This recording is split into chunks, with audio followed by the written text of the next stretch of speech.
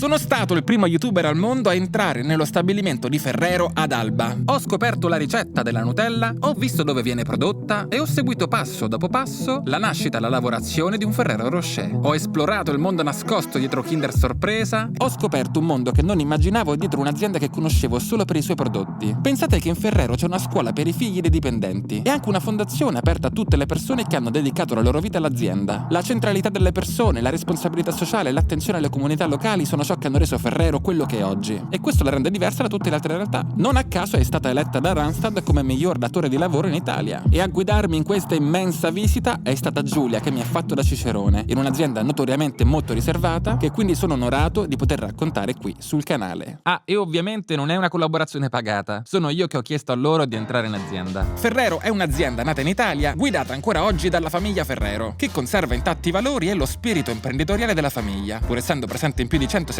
paesi e distribuendo decine di marchi iconici, tra cui Nutella, Kinder, Tic Tac, Estate, Ferrero Rocher e molti altri. Io personalmente sono cresciuto mangiando ogni singola colazione della mia infanzia, il Kinder Colazione Più. Nel 2025 Ferrero ha fatturato 19,3 miliardi di euro, ha decine di migliaia di dipendenti ed è ancora tutta in mano alla famiglia Ferrero. Infatti l'azienda è privata, non è quotata in borsa. Per espandersi e crescere investe i propri utili e nel 2025 ha acquistato per circa 3 miliardi di dollari l'azienda WK Kellogg in US. Acquisizione che proietta il giro di affari di Ferrero verso i 25 miliardi. Infatti dal 2011 l'azienda è guidata da Giovanni Ferrero, figlio di Michele, che negli ultimi anni ha continuato a far crescere l'azienda non solo più tramite la creazione interna dei prodotti, ma anche tramite l'acquisizione di altre aziende. Inoltre nel 2025 Giovanni ha anche vinto il premio Leonardo. La storia dell'azienda nasce con suo nonno, il pasticcere Pietro Ferrero, che inventa una crema di nocciole e cacao chiamata Gianduiot, l'antenato della Nutella. La moglie Piera Cillario guida le pasticcerie ad Alba e Torino, antesignane della Ferrero, che nasce ufficialmente nel 1946, dopo la fine della Seconda Guerra Mondiale. La guida rimane sempre in famiglia, con Piera Cillario e Pietro Ferrero insieme al fratello Giovanni. Negli anni 60 nasce la Nutella, Kinder Cioccolato e Tic Tac, aprendo la strada all'espansione europea. Poi la guida passa a Michele Ferrero e la moglie Maria Franca, che ha guidato la Fondazione Ferrero fino alla sua recente scomparsa il 12 febbraio 2026. Insieme trasformano l'impresa in un gigante globale. Sono gli anni dei Ferrero Rocher e dei Kinder Sorpresa che conquisteranno il mondo. Sotto la sua guida l'azienda scala enormemente e Michele diventa una vera e propria leggenda, ossessionato dal prodotto, dalla qualità e dal benessere dei lavoratori. Con il 2000 poi arriva il passaggio generazionale. Giovanni Ferrero dal 97 guida l'impresa di famiglia, prima come co-CEO insieme al fratello Pietro e poi, a seguito della sua tragica scomparsa nel 2011, assume il ruolo di amministratore delegato unico del gruppo, per poi diventare presidente esecutivo nel 2017 e dopo l'annuncio della nuova struttura organizzativa presidente del gruppo nel 2026. Nonostante le dimensioni globali, Ferrero è sempre rimasta lontana dai riflettori e dalle mode e questo ha preservato una solidità unica, quasi controcorrente rispetto alle altre multinazionali. Ora passiamo all'azione. La prima parte di questo video sarà dedicata alla produzione vera e propria, a partire dall'iconica linea dei Ferrero Rocher, passando per la Nutella e per Nutella Be Ready. A farmi da cicerone nella linea di Ferrero Rocher è Chiara, che mi ha spiegato tutto alla perfezione. Per i pochi che ancora non lo sanno, il Rocher è un prodotto iconico della Ferrero, con una nocciola al centro ricoperta di cioccolato all'interno di una sfera di wafer, a sua volta coperta di cioccolato e granella di nocciola. È fenomenale e ricreare questo su scala industriale è difficilissimo, ed è merito del reparto ingegneristico interno a Ferrero che ha progettato queste linee produttive, ma ne parleremo più avanti nel video. Il tutto si sviluppa su una superficie di 52.000 metri quadri. Andiamo a realizzare oltre 500.000 quintali di Ferrero Rocher all'anno. E pensate che questi numeri sono solo per lo stabilimento di Alba. Il Ferrero Rocher è nato nel 1982 e oggi viene servito in 140 paesi. Qua il primo passaggio della produzione è la realizzazione della cialda, cioè la parte croccante del Ferrero Rocher. La cialda viene realizzata andando a mixare tutte le nostre materie prime che subiscono un controllo molto importante e di dettaglio sulla qualità. Una volta realizzata la pastella viene quindi poi dosata su 4 forni in contemporanea. Qui andiamo a realizzare circa 60.000 cialde in un turno. La pastella viene poi inserita all'interno dello stampo e del controstampo. Cuoce per 2 minuti all'interno del forno. Ogni forno contiene circa 80 piastre ed è pronta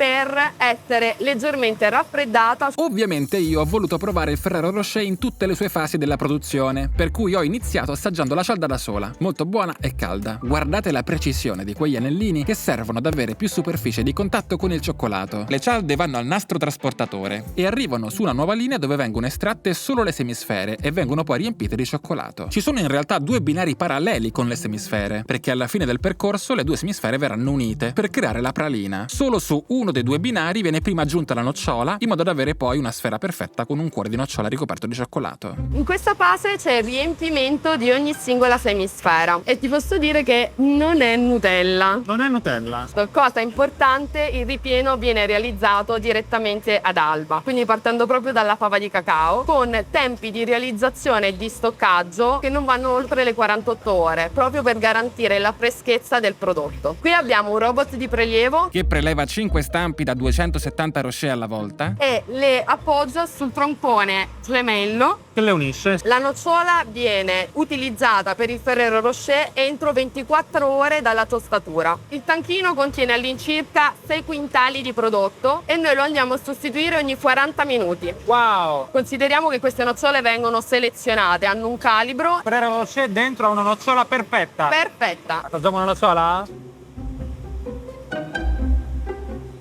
Cosa ne pensi, Marcello? La differenza è netta. Un'altra e poi basta. In questa fase le risorse vanno a controllare che ogni singola semisfera abbia la sua nocciola intera. Già da qua possiamo vedere l'ossessione verso la qualità, per assicurarsi che in ogni Ferrero Rocher ci sia una nocciola intera e soprattutto della dimensione giusta. Per controllarlo ci sono ben 2 macchine e anche un controllo finale manuale. In questa fase abbiamo unito quindi 2 stampi, ogni singolo stampo va in un frigo e ci permane per circa 40 minuti. Il frigo è importante perché le 2 semisfere sono unite proprio dal ripieno che freddandosi funge da collante. Ovviamente anche qua dovevo assaggiare. Grazie. Cosa ne pensi? Fatto perché, no? A questo punto la pralina è pronta per essere ricoperta di cioccolato e granella di nocciola. Un'area davvero molto affascinante in quanto possiamo vedere proprio una vera e propria cascata di cioccolato che va a copertura dell'intera pralina. Anche il cioccolato viene prodotto nello stabilimento di Alba a partire dalle fave di cacao. Quindi possiamo affermare che il Ferrero Rocher è davvero un prodotto fresco in tutti i suoi aspetti. Passa su una rete dove ci sono delle soffianti. La soffiante a cosa serve? A sgrondare il prodotto dal cioccolato in eccesso. In questa fase abbiamo invece la cascata di granella. Dopo il cioccolato la granella ricopre la pralina, che poi su questo nastro vibrante viene distribuita equamente. E anche qua ovviamente ho fatto un bel assaggio. Questo è quindi il granellato Rocher. Qua il granellato passa sotto ben 2 cascate di cioccolato e ripassa poi per i soffianti che levano l'eccesso. In modo tale da garantire che il peso del Ferrero Rocher sia nell'intorno dei 12,75 grammi. E pensate che un Ferrero Rocher contiene 4 nocciole. E a questo punto si passa a un controllo manuale. In quest'area qui entriamo su un tunnel di raffreddamento che andrà a solidificare la nostra pralina, che sarà quindi pronta per essere confezionata. Questo è un Ferrero Rocher confezionato. Ha l'obiettivo di ricordare il tipico incarto che si faceva artigianalmente in pasticceria. Secondo te adesso cosa manca a questo vassoio? L'etichetta. Esatto, lo sticker che contraddistingue ogni Ferrero Rocher. Sì, io sono un cliente appassionato. Ed eccoci qua, questo è il prodotto finale che abbiamo da questa linea Rocher. Pensate che un minuto di fermo di questa linea equivale ad un quintale di Ferrero Rocher non realizzato. Ne prendo uno. Prego, manca soltanto un ulteriore passaggio in magazzino, in celle di refrigerazione. Questa fase, come stai notando, sentirai una forte nota di nocciola. Sento un botto la nocciola. Esatto, a seguito poi delle 48 ore in magazzino a temperature e umidità controllate si svilupperà più la nota del cioccolato. I vari formati che vengono realizzati ad Alba sono il tipo 3, il tipo 16, il 30 e il 24 e poi a Natale viene prodotto il famoso cono. Ogni confezione è di plastica riciclabile. Con svariate nocciole e cacao in corpo mi sono diretto verso il reparto della Nutella, dove mi ha accolto Alessandro che come prima cosa mi ha raccontato la storia di questo prodotto iconico. Poi mi ha mostrato mostrato la sua ricetta e mi ha poi portato nelle linee produttive. Marcello, benvenuto in Nutella, dove puoi vedere all'interno della stanza che è rifigurata un po' la storia di Nutella, dagli inizi fino ai giorni d'oggi. Nella sala è raccolta tutta la storia della Nutella. Nel 1946 Pietro Ferrero, in un'Italia del dopoguerra stremata, crea un panetto di nocciole e poco cacao che sarà la prima versione di cioccolato da spalmare sul pane. Nel 1951 diventa Super Crema Gianduiot, madre della Nutella. Nel 64 però, per una legge che vieta superlativi, super, Michele Ferrero crea il nome Nutella, unendo Nat al suono italiano Ella, già con un'idea quindi internazionale. La prima confezione sarà il tradizionale bicchiere in vetro. Poi nel 65, con il lancio in Germania, arriva anche il barattolo iconico. Nel 78 Nutella approda fuori dall'Europa, andando in Australia. Nel 2008 nasce Nutella & Go, dando vita ai prodotti marchio Nutella. Nel 2007 nasce il World Nutella Day. Nel 2015 arriva il Nutella Be Ready. Nel 2019 arriveranno i Nutella Biscuits. E nel 2020 c'è stato il debutto della Frozen Bakery, con i Nutella Muffin. Poi nel 2023 il Nutella Croissant. Nel 2024 il Nutella Donut, Nutella Gelato e Nutella Plant-Based. E nel 2025 sono uscite anche le Nutella Crepe. Fatta la storia, vediamo ora effettivamente come viene fatta la Nutella. Nutella è fatta solo con 7 ingredienti. Partiamo dallo zucchero, dove acquistiamo circa un 80% di zucchero da barbabietola e un 20% di zucchero da canna. Dopodiché abbiamo il latte in polvere, utilizziamo solo latte parzialmente scremato. Abbiamo il cacao, noi riceviamo il cacao direttamente in fava. Abbiamo la parte di nocciole, riceviamo le nocciole crude e dopodiché vanno anch'esse in tostatura. Abbiamo l'olio di palma Ferrero è un olio 100% sostenibile, è certificato RSPO, che è una certificazione a livello globale che ci permette di seguire tutta la filiera dell'olio di palma. Oggi le nostre materie prime arrivano tramite dei container perché i volumi sono molto alti, ma all'inizio della storia di Ferrero le materie prime arrivavano all'interno di sacchi di juta.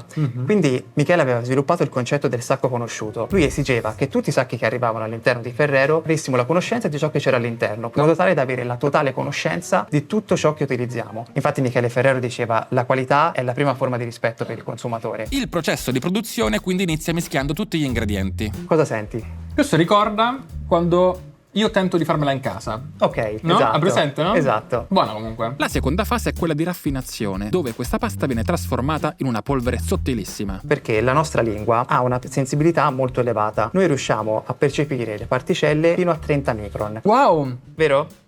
Cavolo, appena lo metti in bocca si scioglie. E poi viene aggiunta anche una parte di olio, oltre a un pizzico di vanillina e lecitina. Il segreto di Nutella non l'ho scoperto sapendo quali sono gli ingredienti o come vengono mischiati, perché il vero segreto è racchiuso nel saper fare delle persone di Ferrero, nella tecnologia che hanno e nei processi produttivi. A quel punto siamo entrati in fabbrica, nell'ultima fase della parte produttiva della Nutella, cioè il confezionamento. Ci troviamo nell'area del confezionamento Nutella. Riusciamo a produrre al giorno quasi 2 milioni di vasetti. Una volta fatta la maturazione del vasetto, questo viene preso e inserito all'interno della linea, dove va incontro a una prima soffiatura. Soffiamo dell'aria compressa microfrittata all'interno del vasetto per togliere eventuali residui. Da qui il vasetto va incontro al primo controllo, dove vengono scattate una moltitudine di foto per secondo, in modo tale da avere una fotografia a 360 gradi di un vasetto. Il secondo controllo è un secondo controllo fatto da delle persone. Noi crediamo che l'utilizzo delle macchine sia di fondamentale importanza, ma la sensibilità che hanno le persone nel controllare i vasetti è un qualcosa di superiore. Dal soffiaggio del vasetto arriviamo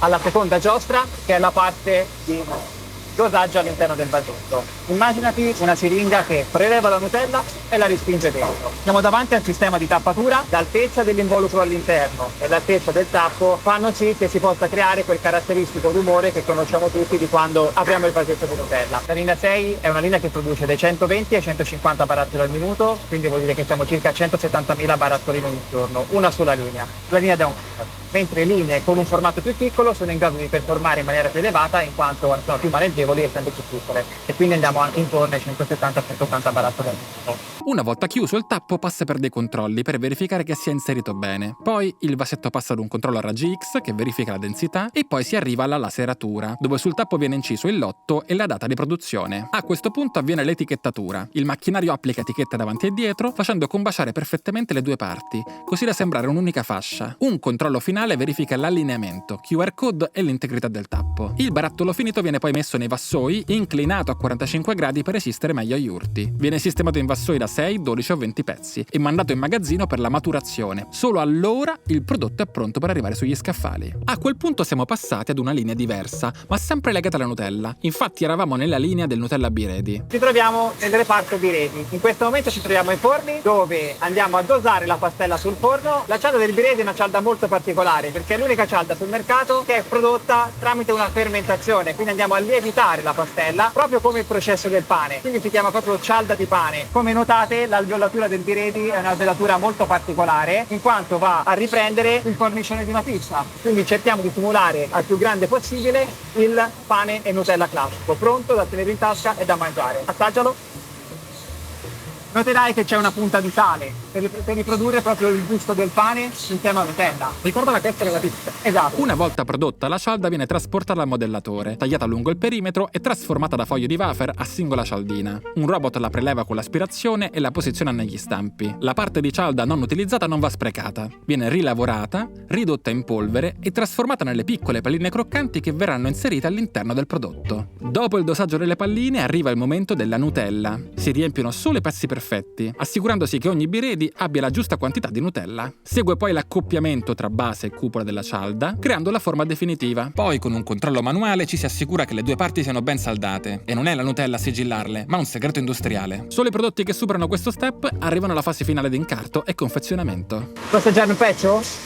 Una volta vista la complessità di queste linee produttive, non potevo che parlare con Gianmauro, presidente e amministratore delegato di Ferrero Industriale e responsabile di tutta la produzione in Italia. Il fatto che ci siano dei prodotti sul tavolo non è uno stunt, ma in ogni ufficio dove sono passato ci sono prodotti di ogni tipo. Produciamo dalle materie prime i semilavorati e dai semilavorati otteniamo il prodotto finito e esportiamo i semilavorati anche per gli altri stabilimenti europei. Tra l'altro che nel 2019, quando sono arrivato, la produzione albese era di 550.000 tonnellate, in 4-5 anni l'abbiamo portata a 650.000 tonnellate. È come aver costruito 2 stabilimenti all'interno del parco industriale. Sai quanti prodotti producete? Allora, ad Alba produciamo 55 prodotti diversi e serviamo 90 mercati diversi. Gianmauro è in Ferrero da 30 anni, per cui sentiamo il suo percorso. Quindi mi sono iscritto a ingegneria aeronautica, per la passione del ruolo che avevo e per la volontà e la voglia di girare il mondo. Ho provato a inviare curriculum in multinazionali che avessero stabilimenti all'estero. Fortunatamente, dopo ben 5 o 6 colloqui in Ferrero, con alcuni degli intervistatori mi è stato chiesto la costruzione degli aeroplani. Io dicevo, ma in Ferrero cosa? Perché sono interessati, ma volevano capire il mio modo di ragionare. In altri colloqui mi è stato chiesto come si fa un Moncherie, un pocket coffee. Nel 96 ho iniziato la mia avventura qua in Ferrero. Ho iniziato il percorso in un reparto qua dello stabilimento di Alba come controller industriale. Poi, dopo un po' di anni nella parte di controllo, ha chiesto di entrare nel vivo della produzione. Diventai responsabile del reparto Nutella qua ad Alba. Amore a prima vista. Dopo pochissimo tempo, inaspettato, mi chiamarono e mi dissero se volevo diventare direttore di stabilimento in giro per il mondo. Diventai responsabile della parte industriale, logistica dello stabilimento di Quito. Esperienza fantastica, bellissima. Tra l'altro ero l'unico italiano. Dopodiché, convinti di ritornare in qualche modo in Europa, sono stato chiamato qua e mi hanno offerto la direzione del Brasile. E il Brasile doveva diventare il distributore polo logistico per tutto il Sud America. Quindi era necessario triplicare la produzione dello stabilimento già presente in Brasile. La criticità era non fermare la produzione e triplicare lo stabilimento. Ci è durato 3 anni e mezzo. Wow. Dopodiché mi hanno di nuovo richiamato in centro. Prossima esperienza sarebbe stato il Sud Italia. Infatti sono 2 stabilimenti, Balvano e Sant'Angelo. Il Balvano, quello che produceva allora le brioche, c'era la volontà di installare il primo impianto di Nutella Biscuits del gruppo. La missione era gestire i 2 stabilimenti in contemporanea, quindi non solo uno, i 2 stabilimenti, installare l'impianto del Nutella Biscuits. Quello fu un impianto totalmente nuovo, nato da zero per produrre Nutella. Tu hai visto il primo Nutella Biscuits industriale? Ha una particolarità, quel prodotto secondo me non è del tutto compresa dal consumatore, è un prodotto veramente veramente complicato. È un biscotto che lievita non in teglie, quindi ha una lievitazione naturale, e tu pensa che il fondo del biscotto e il coperchio del biscotto devono chiudersi con una precisione millimetrica per contenere la Nutella all'interno. E dopo 4 anni sono giunto qua ad Alba. Dal lato mio, come ingegnere, Alba è un po' il punto di arrivo. È il parco dei divertimenti. Di fatto Alba si racconta che è un grande stabilimento, poi di fatto quando lo visiti ti accorgi che sono 5 stabilimenti all'interno di un parco industriale enorme. Tu immagina, Marcello, che uno stabilimento, diciamo, medio grande produce 50.000 tonnellate di prodotto all'anno, circa. Ad Alba ne produciamo 650.000 tonnellate. Cioè 13 volte tanto. È un altro ordine di grandezza. Tra l'altro l'esperienza albese dal mio punto di vista carriera è stata anche formativa, perché io sono responsabile dello stabilimento di Alba, ma anche amministratore delegato della Ferrero Industrial Italia. Come abbiamo detto, nella produzione Ferrero tutto inizia dai laboratori, che sono un po' il centro di ricerca e sviluppo di Ferrero, dove ogni giorno vengono testate nuove ricette per ideare nuovi prodotti, ma in realtà ogni giorno continuano a rifare anche le stesse ricette, anche le più storiche come Rocher e Nutella, perché anche se gli ingredienti non cambiano mai, cambiano le caratteristiche delle materie prime. La natura genera nocciole diverse o fave di cacao le cui caratteristiche possono variare da un raccolto con un altro. Dipende dal terreno, dalle piogge e dalla siccità, ma la Nutella e tutti gli altri prodotti devono restituire sempre la stessa esperienza di gusto. E questa è proprio una delle funzioni più importanti dei laboratori. Ora, io purtroppo non ho potuto filmare i veri e propri laboratori, ma in compenso mi hanno portato tutti gli ingredienti della Nutella da assaggiare. Per cui partiamo dalle nocciole. Le nocciole tostate sono queste qua. Per enfatizzare il più possibile, valorizzare il più possibile l'aroma delle nocciole, puoi aver bisogno di tostarne un po' di più, un po' di meno. Una nocciola che è già una varietà che magari è già più aromatica, la puoi tostare meno per sprigionare gli aromi più delicati. Una varietà che magari è un pochettino più forte e intensa, la tosti un po' di più, perché sennò rischi di andare a perdere un po' quel sapore nocciola. Ovviamente ho assaggiato ogni singolo ingrediente e semilavorato.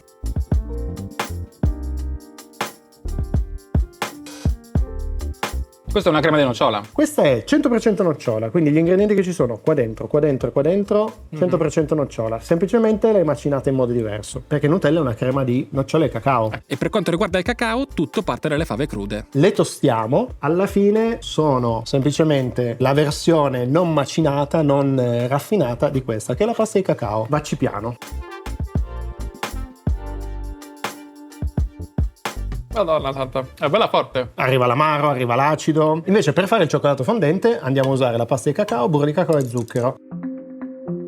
Buono questo. Andiamo poi ad aggiungere l'ultima parte di burro di cacao, la lecitina, la vanillina. Questa praticamente è una Nutella senza nocciole. E se noi mettiamo questi 7 ingredienti tutti insieme, in quella terrina abbiamo quella miscela che è ancora un po' sabbiosa e che dobbiamo poi raffinare. Ho così assaggiato anche il latte in polvere e anche l'olio di palma. Molto neutro. Sì, è praticamente in sapore, Esatto. quasi in una consistenza anche. Esatto. Ma non finisce qua, perché c'è anche la Nutella plant-based, cioè quella senza latte. E sono stati aggiunti Ceci? una farina di ceci e lo sciroppo di riso, che ti porta una parte di zucchero e una parte di amidi. Non è male la farina di ceci, è finissima. Ed è anche molto neutra, perché alla fine è poi quella che si mette nella farinata.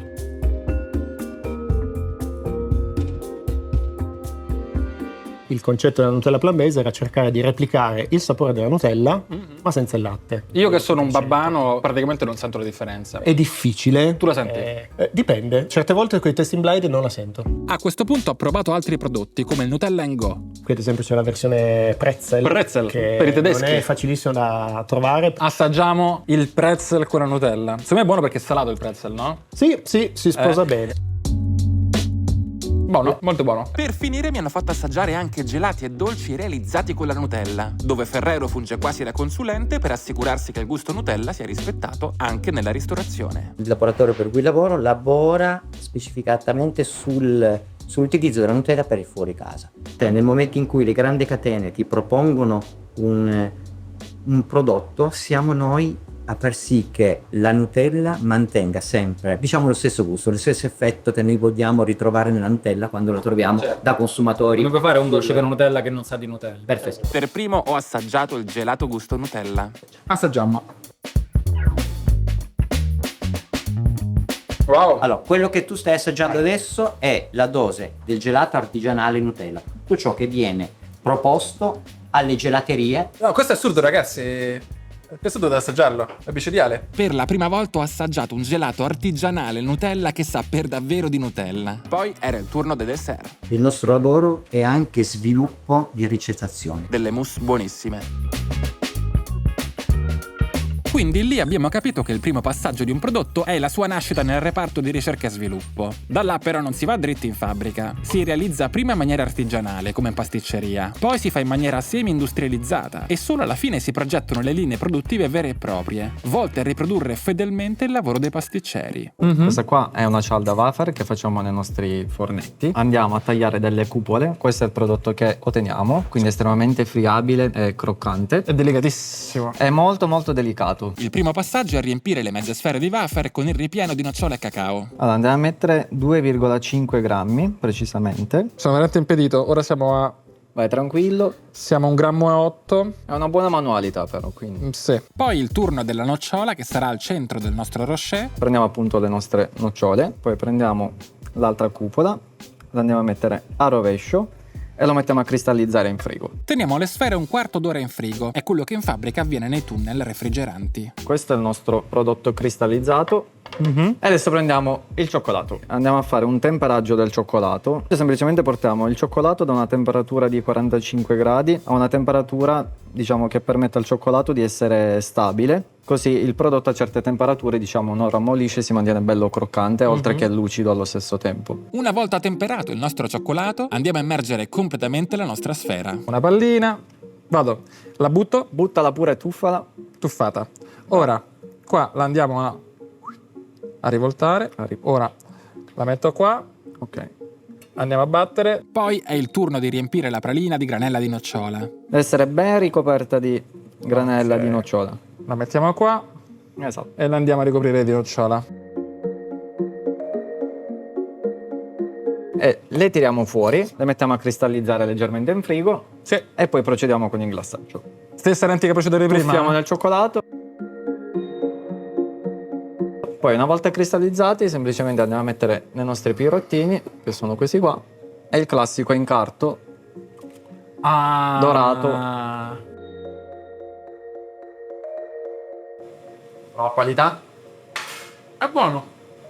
Il mio è un po' meno liscio del tuo, ma comunque c'è artigianalità. Come ho detto, dalla pasticceria in vari passaggi si arriva all'industria. Una volta creata la ricetta artigianale, il passaggio cruciale è capire come realizzarla in maniera massiva e automatica. Ed è per questo che Ferrero all'interno ha un'azienda proprietaria che si occupa solo dell'ingegnerizzazione e dell'assemblaggio delle proprie linee. Perché molte tecnologie non si trovano sul mercato, ma vanno create da zero. E facendo le cose in casa, Ferrero preserva i segreti industriali, senza dover dire a terzi delle proprie ricette, e mantiene il talento in azienda. Ad accogliermi e mostrarmi tutto c'è Giuseppe Del Duca, presidente e amministratore delegato di Ferrero Technical Services, che dopo mi ha anche raccontato il suo percorso. Allora, questo è l'ingresso del Ferrero Technical Center, che è la sede della Ferrero Engineering. Quindi qua abbiamo 3 esempi di macchine che abbiamo utilizzato nei primi anni della storia dell'azienda. Quindi questa è una raffinatrice, questa è una macchina di setacciatura e questo è un bel esempio perché ci fa entrare un po' nel mondo dell'incarto e del Kinder Wrapping Machine. Kinder Wrapping Machine, quindi questa fu una delle prime incartatrici dell'ovetto Kinder. Quindi engineering serve a trasformare quelli che sono i processi artigianali, come quelli visti nella pasticceria, in processi industriali, come quelli visti nelle linee produttive. Quindi noi entriamo quando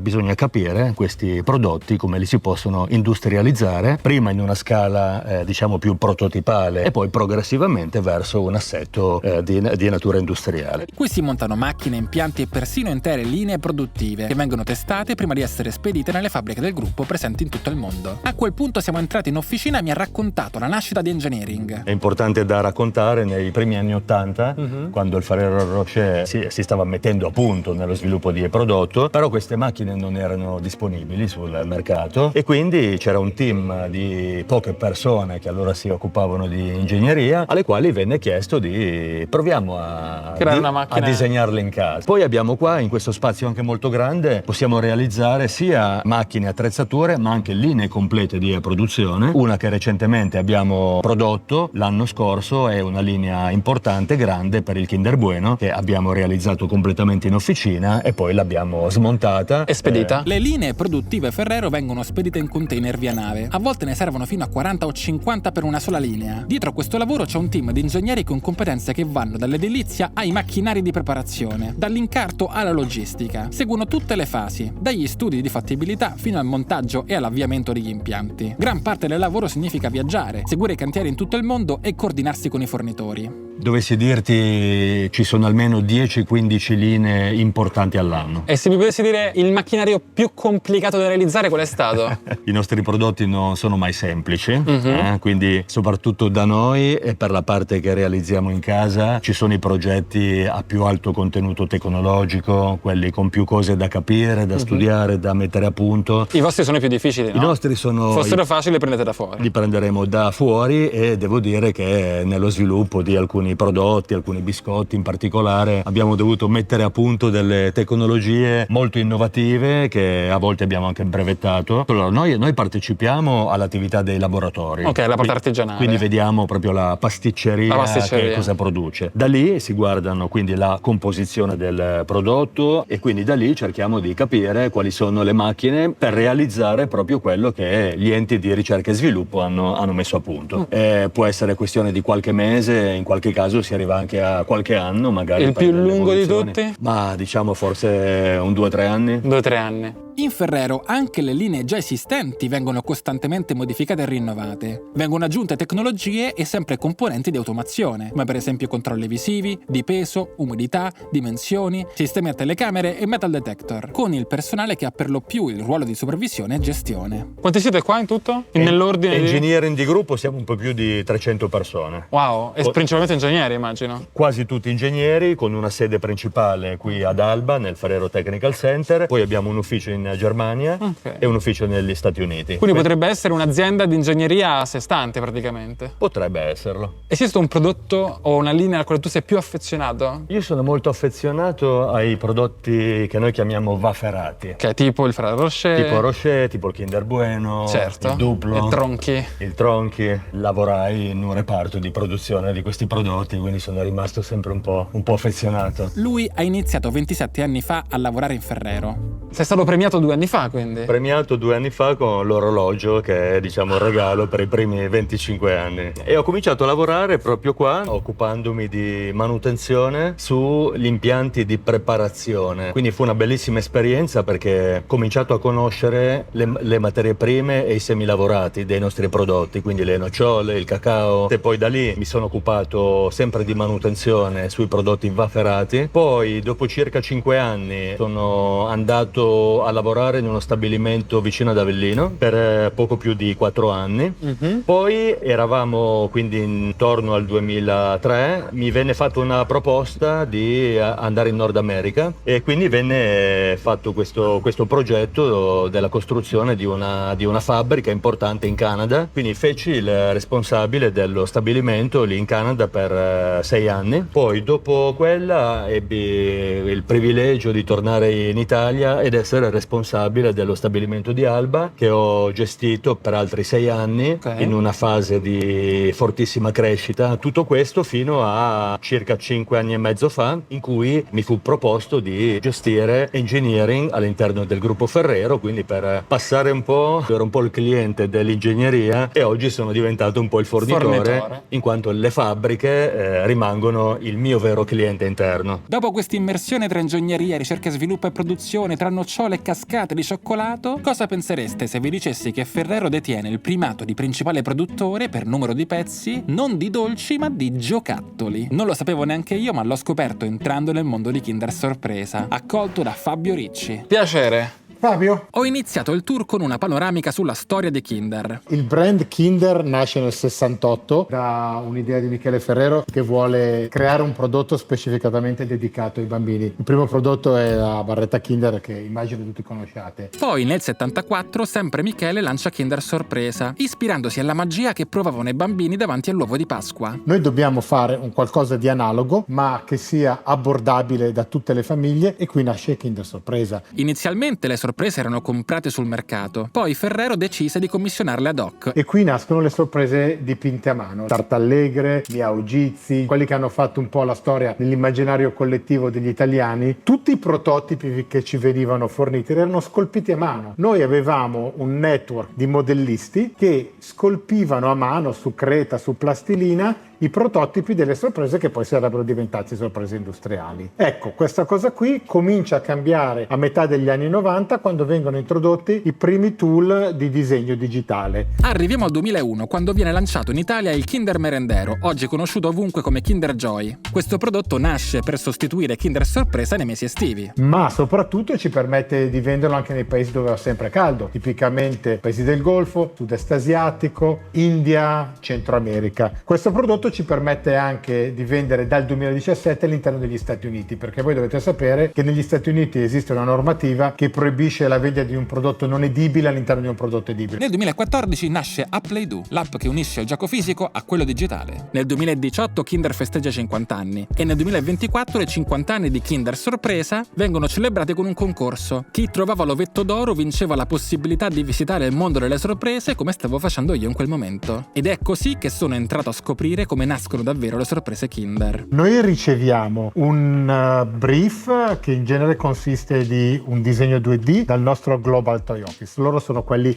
che sanno quello che saranno i trend nel mondo del giocattolo, quali sono film, i cartoon che usciranno nei prossimi anni, perché abbiamo tutte queste relazioni con i produttori e i licenziati. Ecco, in questi due uffici ci sono i colleghi che disegnano qui i progetti di gran sorpresa. Quindi questi qua sono quelli più grandi che finiscono all'uovo di Pasqua, per esempio. Esatto, nei formati classici dell'uovo di Pasqua, qualcosa va anche sotto Natale. Mentre in questi due uffici ci sono le persone che lavorano invece su Kinder Joy e Kinder Sorpresa. Okay. Enrico è il nostro responsabile del design. A questo punto si passa al design vero e proprio su un programma di modellazione 3D. Quel braccio meccanico che c'è qui restituisce al disegnatore la sensazione proprio di scolpire. Il grande vantaggio di questi software è che al termine dell'operazione noi abbiamo un file e il file nel giro di un'ora o due può essere tramutato in 1, 10, 100 pezzi tutti uguali grazie alle stampanti 3D. E questo braccio mi fa una resistenza qua, è assurdo, è esattamente come se io stessi veramente scolpendo. Io sento la rotondità di quest'occhio, sento la conca qua e ora posso distruggere la conca così, boom, fatto un buco, vandalizzando il kinderino. Spero che tu possa fare Ctrl Z. Insomma, è un ambiente creativo e per questo esiste anche la Creative Room, per ragionare e trarre ispirazione per le nuove sorprese. Poi, una volta realizzati i vari modellini in 3D, questi vengono subito mandati alle stampanti 3D per fare i primi prototipi. Benvenuti nella sala di stampaggio 3D. Abbiamo numerose macchine di stampa 3D e ci permettono di ottenere i prototipi fisici nel giro di qualche ora di tutto quello che viene disegnato, tipo un lampione come questo. Questi sono prototipi, chiaramente. Sì. Non sono dei materiali che poi veramente verranno utilizzati per le sorprese. No. Sono delle resine meno resistenti che servono però a fare tutti quanti i prototipi. Ci servono per fare i primi test di funzionalità, di sicurezza, banalmente per vedere se staranno nei barilotti oppure no. Una volta fatti i prototipi si passa all'officina per realizzare e testare i prototipi definitivi con i materiali corretti. Noi abbiamo un'officina che ci permette di replicare nella realtà quello che avverrà poi quando faremo milioni e milioni di pezzi. Qua vengono costruiti gli impianti pilota, stampati i modelli in plastica e c'è anche un attacco per vedere e controllare dentro le plastiche cosa succede. Perché noi abbiamo un percorso di sicurezza estremamente serio e severo, permette di garantire la sicurezza in tutte le fasi della vita della sorpresa. Per garantire questa cosa noi dobbiamo avere materiali estremamente resistenti che possano sopravvivere, diciamo così, all'abuso che tutti i bambini normalmente fanno del giocattolo. Se Ferrero fosse un'azienda di giocattoli, sarebbe l'azienda che produce al mondo più pezzi all'anno. Più unità vendute all'anno di qualunque altro produttore di giocattolo. Di gran lunga i più grandi produttori al mondo dei giocattoli in termini di unità. A questo punto siamo passati all'archivio dove vengono conservate tutte le sorprese Kinder. Qui dentro sono conservate tutte le sorprese che dal 74 a oggi sono state vendute con Kinder Sorpresa. È il sogno di ogni collezionista. Direi proprio di sì. Prego. Mamma mia. Ovviamente ho chiesto subito di vedere le primissime sorpresine. Se venite qui ci sono le primissime sorprese, 75, 76 e come vedete di queste ne abbiamo una. Di questo ne abbiamo una, non ce ne sono altre. Queste 5, 6, capite? All'epoca nessuno si preoccupava. 77? Questa è la vecchia versione del barilotto. Del sì. barilotto. Sì. Ma i soldatini di metallo? Eccoli. Cioè, 77-78 nell'ovetto Kinder ci trovavi gli antichi romani in bronzo. In realtà non sono in bronzo ma in zama, un'altra lega. In questa teca c'è la storia del barilotto. Il primo aveva il fondello profondo, che in alcune occasioni diventava parte della sorpresa stessa. Poi fu eliminato e dal 2006 il barilotto è monopezzo. stesso. Tra l'altro in Germania una volta le sorpresine erano diverse ed esistevano versioni speciali che si incastravano tra di loro. Poi per i colori Ferrero ha sviluppato una tecnologia di stampaggio multistrato fino a 8 colori. Questa tecnologia che ci permette di stampare uno strato di plastica colorata sopra l'altra per avere una sorpresa decorata tanto quanto si faceva nel passato. Una volta visto l'archivio delle sorpresine e aver passeggiato in questo corridoio pieno zeppo, era terminata la mia visita. E ovviamente le sorpresine non sono solo belle ma anche sicure. Dovete sapere che noi facciamo un sacco di test in più di quelli che sono prescritti dalla legge. Siamo, credo, al doppio se non di più, e anche quando facciamo i test di legge noi postiamo l'asticella verso l'alto in modo che i nostri giocattoli siano Top del top proprio. Super sicuri.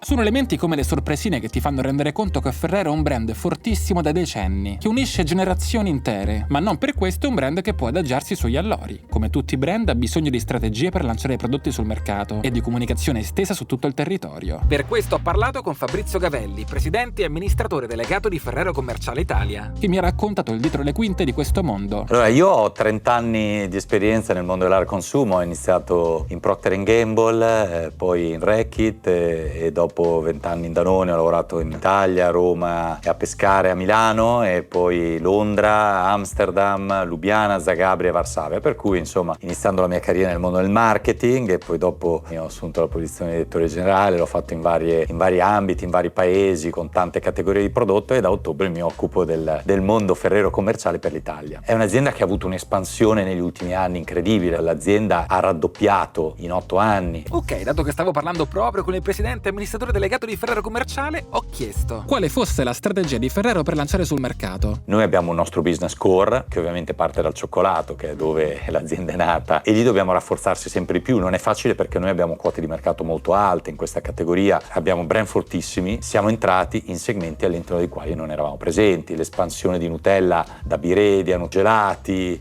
l'ultimissima entrata è anche quella nel mondo del frozen bakery, il nuovo segmento Better for You, dove noi l'anno scorso abbiamo lanciato 2 brand che sono Fulfilla e Natural, che nella nostra strategia sono molto importanti e vogliamo far diventare sempre più grandi. Per quanto riguarda invece il canale di vendita, Ferrero, come immaginate, è fortissima nella grande distribuzione, e quindi gli accordi con tutti i distributori, come per esempio le catene di supermercati, sono fondamentali. Nei paesi del nord, in Europa, il trade è concentrato in pochi clienti.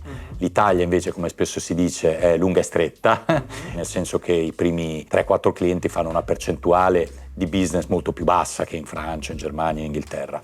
Quindi questo richiede un approccio molto dedicato, una presenza sul territorio molto forte e quindi una comprensione spesso anche di dinamiche locali che non sono uguali dappertutto. Ma noi vogliamo crescere tantissimo anche nel mondo dell'autovon, quindi dei consumi fuori casa, e poi dopo l'e-commerce, che in Italia sta aumentando con tassi significativi. L'e-commerce dove? Senz'altro Amazon è una realtà importante, però tutti i player della grande distribuzione hanno un loro canale online.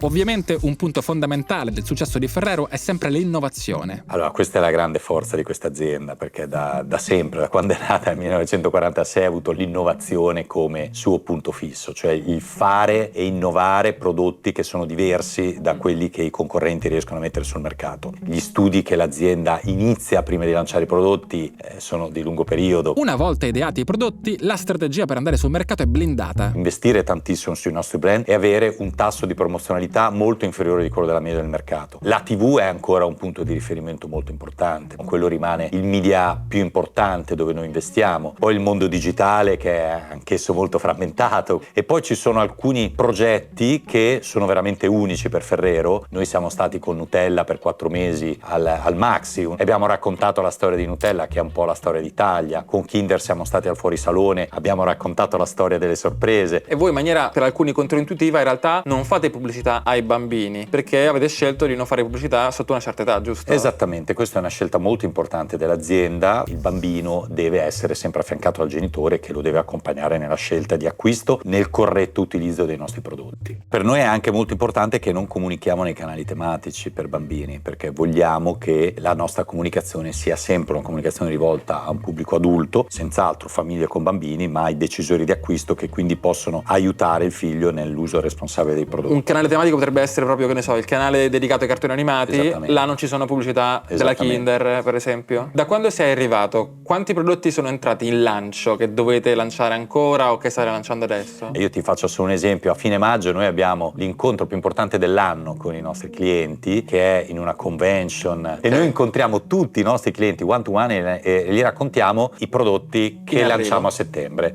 Qual è secondo te la categoria su cui adesso ci sono più possibilità per il futuro? Ma per Ferrero io credo che il Better for You abbia aperto un mondo completamente nuovo. Noi in pochi mesi siamo riusciti a raggiungere la posizione numero 2, vogliamo diventare primi. Il Better for You è il mercato destinato a rispondere a chi cerca prodotti con caratteristiche alimentari percepite come più funzionali o salutistiche. C'è stato un prodotto che avete lanciato che vi ha sorpreso? La Nutella Biscuits, perché il primo anno ha venduto più di 120 milioni di euro in sell-out, quindi quando un prodotto riesce ad arrivare a 40-50 milioni di euro è già un grande successo. Poi Giulia, che lavora in corporate communication e che mi ha aiutato a realizzare questo video, mi ha fatto fare un giro degli uffici della parte commerciale. Allora, qui siamo nella sede lineare, nell'edificio lineare, ed è la sede di Ferrero Commerciale, quindi ci sono tutte le funzioni a livello Italia, che si occupano principalmente del mercato Italia. Qua è dove spesso vengono fatti provare i nuovi prodotti. Per esempio quando c'è il reintro delle praline, quindi a ottobre, qui viene allestito tutto uno spazio per farcele provare in anteprima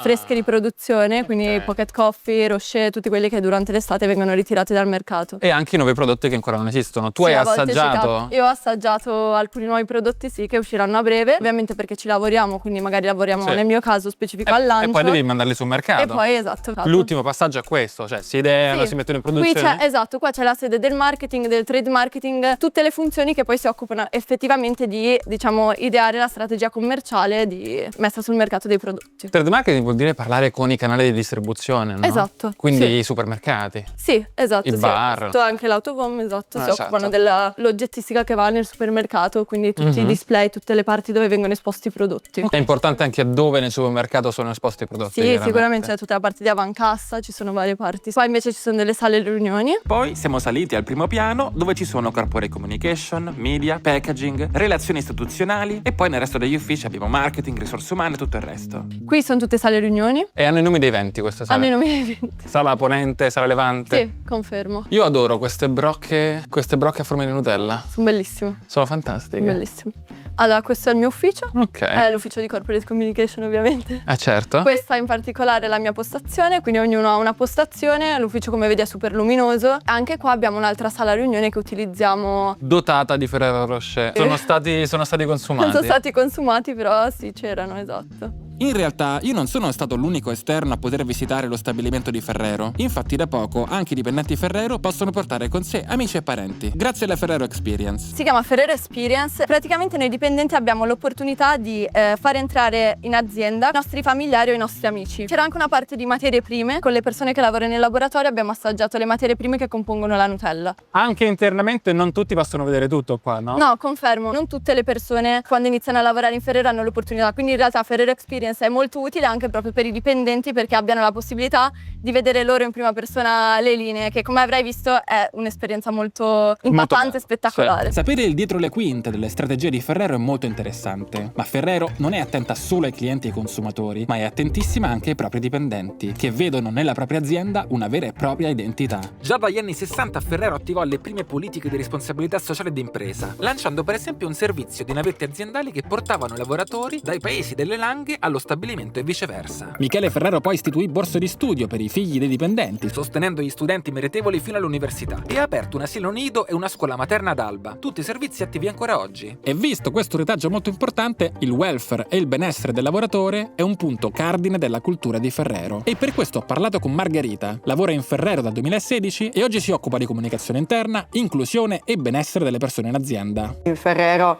quando parliamo di retribuzione, non parliamo solo quindi di compenso, di stipendio, ma ci sono tutto questo pacchetto di servizi, di welfare. Per esempio il nostro Ferrero Care. Noi ogni anno riceviamo un premio di produzione, internamente noi lo chiamiamo PLO, e le persone possono decidere di prendere il PLO oppure di reinvestirlo, e l'azienda aggiunge un 20% in più. Ferrero aiuta i dipendenti anche cercando di aiutarli nelle situazioni familiari difficili. Abbiamo la gran fortuna che da ormai alcuni decenni in Ferrero è presente un servizio di assistenza sociale, e questo si inserisce anche in un sistema sistema un po' più ampio. Infatti noi come Gruppo Ferrero abbiamo anche un'assistenza virtuale in questo senso, un servizio attivo 24 ore su 24, 7 giorni su 7, che ti permette anche qui di metterti in contatto con dei professionisti su delle tematiche di vario genere per poter migliorare il tuo benessere. Tutte queste attività welfare di Ferrero fanno parte di una strategia aziendale che ha da sempre deciso di mettere le persone al centro. E non solo, anche le loro famiglie. Figli dei dipendenti dagli 0 agli 11 anni ricevono da parte di Ferrero un regalo, è la nostra Befana Ferrero. Viene organizzata una festa un po' prima di Natale. E non sono regali così? No, sono dei bellissimi regali. Anche a tuo figlio, per esempio? Beh, certo, sì, mia figlia che è nata nel 2021, da allora abbiamo sempre ricevuto degli splendidi regali con cui giochiamo un sacco. Dato che i servizi di welfare sono tanti, il dipendente può monitorare tutto sulla intranet interna Forward, nata nel 2018 e sviluppata in totale trasparenza per restare aggiornati sulle novità del gruppo.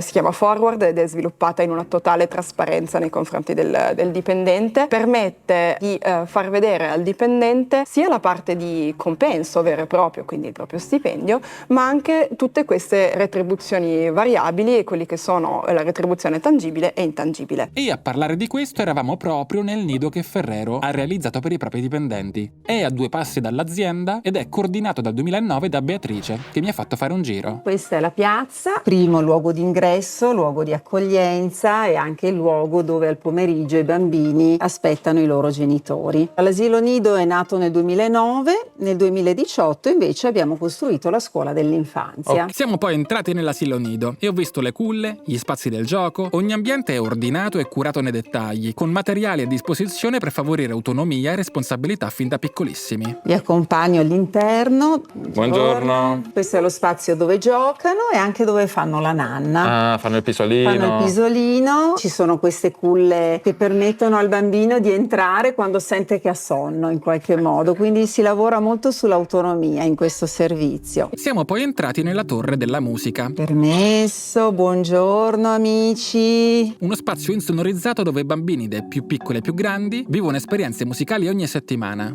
Poi abbiamo gli spazi dedicati al movimento, alla biblioteca, i laboratori creativi e simbolici. Beatrice mi ha spiegato che ogni sezione è pensata per circa 20 bambini, con 3 educatrici di riferimento, così da garantire relazioni individuali e ambienti mai troppo affollati. Quindi ecco, questo ambiente deve diventare per il bambino una seconda casa, un ambiente familiare. E l'azienda è lì, per cui anche ai bambini si dice mamma e papà lavorano là. Sì. Questo riduce le distanze. Tra le attività sociali più importanti di Ferrero c'è Kinder Joy of Moving, un progetto educativo internazionale dedicato ai bambini e alle famiglie, che promuove la gioia del movimento e dello sport come parte della crescita. Il Village di Alba rappresenta il centro di ricerca e sperimentazione, dove vengono sviluppati e testati i metodi che poi vengono applicati a livello globale. Oggi il programma è attivo in oltre 30 paesi e coinvolge ogni anno più di 3,5 milioni di bambini, con un impatto positivo sulle loro famiglie e le comunità. Siamo al Village Moving di Alba, dove tutto il progetto Joy Moving è nato a partire dal 2012. Abbiamo fatto i primi 3 anni di ricerca dove abbiamo coinvolto più di 1000 bambini delle scuole di Alba e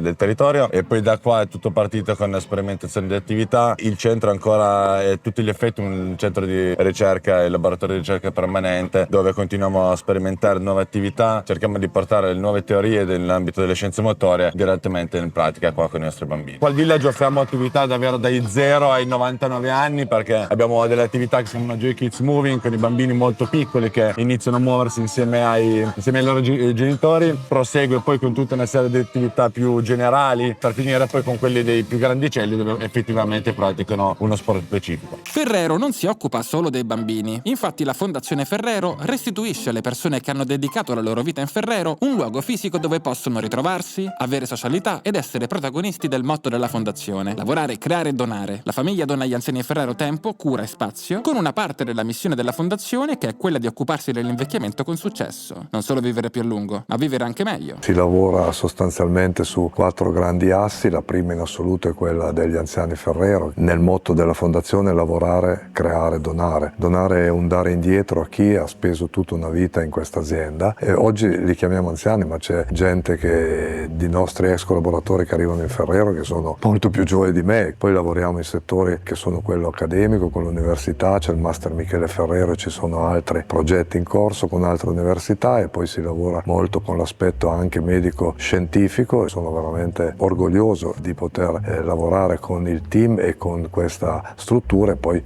anche all'esterno con diverse unità, la prima su tutte chiaramente l'ospedale Michele Pietro Ferrero di Verduno, dove la fondazione ha dato un impulso fortissimo per farlo diventare un centro di eccellenza come oggi è. Quel giorno ho anche assistito alla festa anziani, in cui anziani Ferrero vengono premiati dalla fondazione. Un momento particolarmente toccante e che ricorderò. Senza saperlo, ho avuto l'onore di partecipare all'ultima festa anziani in cui era presente la signora Maria Franca Ferrero. A 25 anni di lavoro in questo gruppo si diventa, tra virgolette, anziani Ferrero, dove c'è una premiazione, dove si ringrazia davanti a tutti il lavoro fatto in questi 25 anni e si offre all'anziano un orologio. Se l'anziano va avanti a lavorare è rinnovato a 30, 35, 40 anni con un trittico di medaglie fatte proprio ad hoc. Questo non deve essere perduto e rimarrà, e sono convinto che rimarrà per sempre, e chiaramente il donare significa anche questo, dare indietro. Questo è un momento, lo restituisce attraverso l'invecchiamento in salute, attraverso tutte le strutture che la fondazione ha. Ho citato il centro medico, ma poi le palestre, i corsi, le attività che si fanno, quindi la festa anziani è un momento tutti insieme, ma ogni giorno di fatto gli anziani usufruiscono di questa grande struttura, di questo grande asset che la famiglia Ferrero ha voluto e a cui tutti dobbiamo essere estremamente riconoscenti. Carlo Vassallo è segretario generale della fondazione, che in Ferrero ha passato 45 anni, iniziando nel 1981 da Bruxelles. Ho incontrato per la prima volta il signor Ferrero e i figli, Giovanni e Pietro, quindi la famiglia Ferrero, anche la signora peraltro. Da lì c'è stato un percorso che mi ha portato poi a lavorare in altri paesi d'Europa, in Lussemburgo, una brevissima esperienza anche in Inghilterra, a Londra. Ho sempre lavorato nel marketing, ho lavorato poi un po' nelle vendite per poi entrare in questo team, in questo piccolo gruppo di persone che dovevano aprire i mercati dell'Est Europa, ed è stata poi scelta Praga ed è stata un'esperienza veramente formativa, perché aprire un'azienda è veramente qualcosa di unico e probabilmente irripetibile, con un'esperienza a 360 gradi, si lavorava dalla logistica al marketing, alle vendite, alla finanza, un po' tutto. Quando sono andato in Polonia ho lavorato per la prima volta come responsabile del paese anche con uno stabilimento. Lo stabilimento era ancora piccolo, è cresciuto veramente tantissimo, poi è arrivata la grande chiamata per l'azienda che oggi è la più grande del gruppo, la Germania, dove è un'esperienza veramente unica. Ma ora parliamo con Pasquale, un anziano Ferrero in persona. Pasquale, quanti anni hai lavorato in Ferrero? 40 anni. 40 anni? Sì. Quindi hai il trittico di medaglie più l'orologio? Più l'orologio, che è questo qui che c'ho il polso. È questo qua? Sì. C'è scritto Ferrero? Io sono un diplomato, perito industriale, okay. E sono entrato nel 72, subito dopo il militare, iniziato come, diciamo, impiegato di ultima categoria praticamente, però mi sono andato a fare dei corsi di formazione in Fiat a Torino, mi hanno mandato per fare i corsi di formazione con i miei metodi, poi sono arrivato, ho fatto un annetto circa in quella funzione nello stabilimento, poi mi hanno chiesto di passare in produzione, quindi ho cominciato a fare il caposquadra e quindi poi il capoturno, l'assistente caporeparto, poi sono passato a fare il responsabile della qualità dello stabilimento di Alba. Importante. E dopo questi 10 anni, nell'88, mi hanno chiesto se ero disponibile a trasferirmi all'estero. Il signor Michele Ferrero mi hanno convocato nell'ufficio, mi hanno detto: noi vogliamo aprire una nuova fabbrica in Belgio, cerchiamo quindi delle persone disposte a trasferirsi là. Tu saresti disposto a venire a fare responsabile di produzione? Quindi ci siamo trasferiti in Belgio, sono stato 8 anni, dopo 8 anni ho chiesto di rientrare alla Ferrero, quindi io ero un dirigente, mi hanno fatto rientrare, mi hanno assegnato altre funzioni per qualche anno e dopo nel 2005, dopo circa 9 anni che ero di nuovo rientrato, mi hanno chiamato, mi hanno detto: senti, adesso su allo stabilimento Ferrero tu sei andato su come capo produzione, adesso c'è il direttore che va in pensione, non abbiamo nessuno pronto a sostituirlo, visto che tu conosci la lingua, le persone, le macchine, se sei disponibile a tornare in Belgio a fare gli ultimi anni che ti mancano per la pensione come direttore dello stabilimento, ti nominiamo direttore dello stabilimento. Quindi io hai fatto il direttore dello stabilimento? In Belgio? In Belgio, fino al 2012, quando sono stato in pensione. Però non hai smesso, diciamo, di frequentare Ferrero perché frequenta la fondazione? Assolutamente no. La fondazione è una bellissima realtà che il signor Michele Ferrero ha voluto creare nell'82. E pensate che Pasquale guida ancora le visite in azienda? Ogni quanto lo fai? Certi periodi anche 2 volte a settimana. 2 volte a settimana? Soprattutto io, per esempio, i gruppi che parlano francofoni, che parlano in francese, li accompagno quasi tutti io, perché così non c'è bisogno dell'interprete, quindi gli parli francese. Esatto. Poi l'altro gruppo di attività a cui partecipo è, diciamo, accompagnare i malati, cioè le persone anziane, fare delle visite mediche. E tu hai conosciuto la famiglia Ferrero nei tuoi anni? sì? Certo, io anche il signor Michele Ferrero in particolare ho avuto un rapporto molto stretto, perché nel periodo che abbiamo messo la fabbrica in Belgio, nell'88, il signor Michele Ferrero abitava in Bruxelles e quindi poi quella fabbrica lì l'ha voluta proprio lui ed era per lui un po' il centro dell'Europa, voleva sperimentare i nuovi prodotti e quindi voleva realizzare in quella fabbrica dei nuovi prodotti. Molto sovente magari mi telefonava al venerdì, mi diceva domani sabato ci sei perché io vorrei venire giù a vedere cosa avete fatto, cosa state facendo su quella linea là, su quella macchina. Perfetto, grazie mille. Prego. Quando ho contattato Ferrero per la prima volta per poter realizzare questo video, non mi aspettavo che si sarebbero convinti ad aprirmi così tanto le porte. Mi hanno mostrato praticamente tutto e una volta che mi hanno lasciato entrare è prevalso l'entusiasmo e la passione per tutte le persone che mi hanno guidato in questo percorso. Come mi hanno detto anche loro, di solito non fanno entrare le persone, ma quando lo fanno bene e questa volta devo dire lo hanno fatto benissimo. Per cui di nuovo grazie mille, per me è stata un'esperienza unica.